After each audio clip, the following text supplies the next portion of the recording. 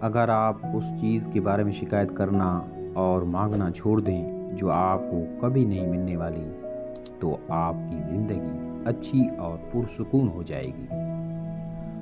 ہم دوسروں کو ان کے کردار پر نہیں، اپنی ضرورت کے معیار پر رکھتے ہیں، اس لیے ضرورت بدل جانے پر رویے بھی بدل جاتے ہیں۔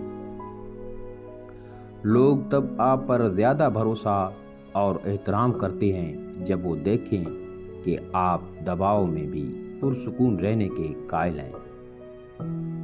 دوسروں کے الفاظ، لہجے اور رویے کا رونا تو ہم سب روتے ہیں، لیکن اپنے الفاظ، لہجے اور رویے کا ہمیں احساس ہی نہیں ہوتا۔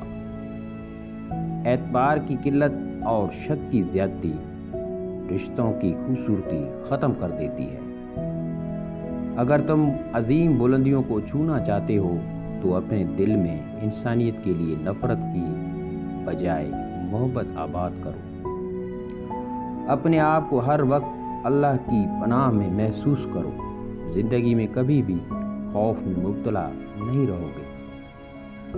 مجھے لہجوں کے بدلنے سے ہمیشہ خوف آتا ہے کہ لہجے جب بدلتے ہیں تو کوئی اپنا نہیں رہتا۔ بدلہ لینے سے پہلے یہ ضرور خیال کر لیا کریں کہ آپ اپنے خدا کے نزدیک کتنے قصوروار ہیں۔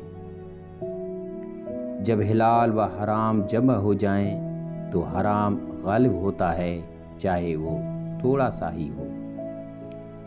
خلوص اور اچھائی صرف الفاظ میں نہیں، اپنی نیت اور فطرت میں بھی پیدا کریں تاکہ آپ لوگوں کے عیب نہیں، ان کی خوبیاں دیکھ پائیں۔ زندگی کے سفر میں کبھی کبھی ایسے موڑ بھی آتے ہیں جہاں محنت اور ڈگریاں ہار جاتی ہیں، قسمت اور دعائیں جیت جاتی ہیں۔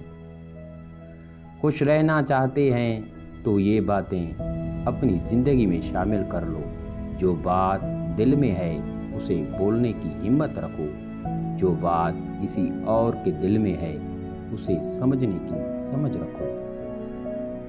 زبان کسی بھی شخص کی اچھی یا بری شخصیت کے راز اگل دیتی ہے۔ جس مرد کی نظر میں محبت صرف لباس اتارنے کا نام ہے، اس کے لیے اس کی محبوبہ اور ایک طوائف میں کوئی فرق نہیں۔ گمراہ اور فاسق لوگوں میں بیٹھو گے تو گناہوں پر دلیر ہو جاؤ گے، بچوں میں بیٹھو گے تو غیر سنجیدگی سیکھو گے، بادشاہوں، امراء اور سرداروں میں بیٹھو گے تو تکبر سیکھو گے، تم فقراء میں بیٹھا کرو عاجزی سیکھو گے۔